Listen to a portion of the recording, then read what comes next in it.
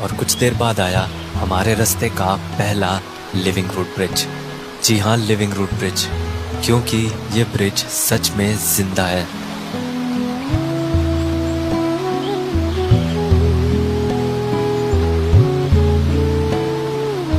ये ब्रिज बना है इन्हीं पेड़ों की रूट्स यानी जड़ों से, और जिस पेड़ की ये रूट्स हैं वो है ये रबर ट्री।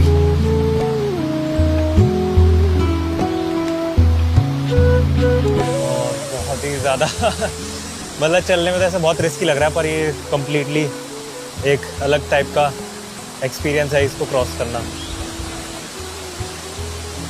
अभी ये देख रहे हो आप, जैसे ये नीचे लकड़ी के प्लैंक्स, कुछ लकड़ी के फट्टे लगाए हुए हैं, और ये सारे ये जो भी मटेरियल है सारी पेड़ की रूट्स हैं।